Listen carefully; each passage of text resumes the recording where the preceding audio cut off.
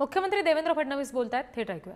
सेवा आणि योजनांचं 26 जानेवारीपर्यंत आणि सगळ्या सेवा आणि योजनांचं 1 मे पर्यंत आणि याच्यामध्ये आपले सरकार हे जे पोर्टल आहे याचं सेकंड व्हर्जन येणार आहे, जे अतिशय सोपं असणार आहे। गोल्डन डेटा आपण तयार केला असल्यामुळे एखाद्या व्यक्तीची मॅक्सिमम माहिती ही त्या रेकॉर्डवरनच आपण कलेक्ट करणार आहोत, ती त्याला भरायची देखील आवश्यकता पडणार नाही। त्यामुळे अतिशय सोपी अशा पद्धतीची जी काही व्यवस्था आहे ती उभी राहणार आहे आणि लोकांना जेवढे टप्पे आहेत, एखादी समजा सेवा मिळवायची आहे, सर्टिफिकेट मिळवायचं आहे आणि त्याच्यामध्ये जर 4 टप्पे असतील तर कुठल्या टप्प्यावर त्यांचा अर्ज आहे हे देखील पाहता येणार आहे आणि त्या निश्चित वेळेत ते पूर्ण होत आहे की नाही हे देखील त्यांना पाहता येणार आहे। म्हणजे लोकांना सेवा मिळणं हे डिजिटल होणार, प्रेडिक्टेबल होणार आणि कोणालाही हळूहळू ऑफिसेसमध्ये येण्याची आवश्यकता पडणार नाही, अशा प्रकारची व्यवस्था करतो। आणि या सेवा व्हॉट्सॲपवर देखील आपण उपलब्ध करून देतो आहोत। मला असं वाटतं यामुळे लोकांचा जो काही एक्सपिरियन्स आहे तो अतिशय सोपा होईल आणि गव्हर्नन्समध्ये आपलं राज्य इतर राज्यांच्या तुलनेत पुढे जाईल, अशा प्रकारचा आपला प्रयत्न आहे। आज मला सांगताना आनंद वाटतो की गुंतवणुकीमध्ये महाराष्ट्राने जी आघाडी घेतली आहे ती आघाडी कायम ठेवत पुन्हा एकदा आज आम्ही 1,08,599 कोटी रुपयांचे करार केलेले आहेत, ज्यातनं 47,100 म्हणजे जवळपास 47,000 लोकांना रोजगार मिळणार आहे। यामध्ये कोकण विभागामध्ये 2 डेटा सेंटरचे आम्ही करार केले आहेत, ज्यामध्ये MGSA रिअल्टीज 5,000 कोटी रुपये गुंतवणार आहे डेटा सेंटरमध्ये आणि लोढा डेव्हलपर्स हरित एकात्मिक डेटा सेंटरमध्ये 30,000 कोटी रुपये गुंतवणार आहेत। एकूण 35,000 कोटीची दोघांची गुंतवणूक आहे। 16,000 लोकांना यातनं रोजगार मिळणार आहे। नाशिक विभागात मला अतिशय आनंद वाटतो की या ठिकाणी नंदुरबारमध्ये मेसर्स पॉलिफ्लेक्स कॉर्पोरेशन लिमिटेड ही जवळपास 2100 कोटी रुपयाची गुंतवणूक करते आहे आणि त्यातनं 600 लोकांना रोजगार मिळणार आहे।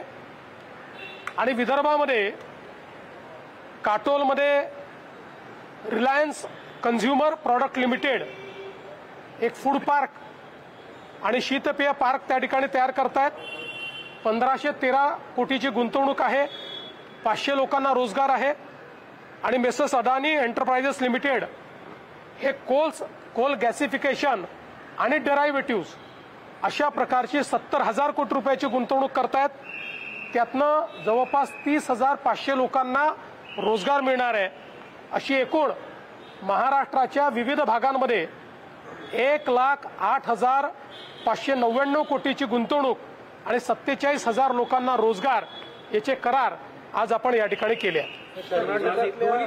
काँग्रेस सरकारने निर्णय घेतला आहे, बँगळुरू शहरमध्ये जे शिवाजीनगर मेट्रो स्टेशन आहे त्याचं नाव बदलून सेंट मेरी करण्याचा निर्णय करण्यात आला आहे आणि यामुळे कुठेतरी या निर्णयावरती आता एक चौकडी टीका होताना पाहायला मिळते। पहिल्यांदा तर शिवाजीनगर स्टेशनचं नाव बदलून सेंट मेरी स्टेशन करणं याचा मी निषेध करतो।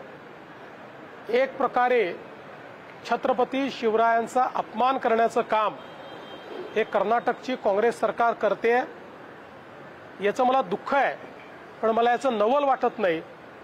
कारण छत्रपती शिवरायांना अपमानित करण्याची परंपरा ही काँग्रेसमध्ये जवाहरलाल नेहरू पंतप्रधान असतानापासून आहे, नव्हे तर त्यापूर्वीही स्वातंत्र्यपूर्व काळात डिस्कव्हरी ऑफ इंडिया हे जे पुस्तक पंडित जवाहरलाल नेहरूंनी लिहिलं होतं त्यामध्ये त्यांनी छत्रपती शिवाजी महाराजांच्या बद्दल ज्या प्रकारचं मत व्यक्त केलं होतं हे आपल्याला माहिती आहे आणि तीच परंपरा महाराजांना अपमानित करण्याची ही सातत्याने आपल्याला काँग्रेसच्या सरकारमध्ये दिसते आहे।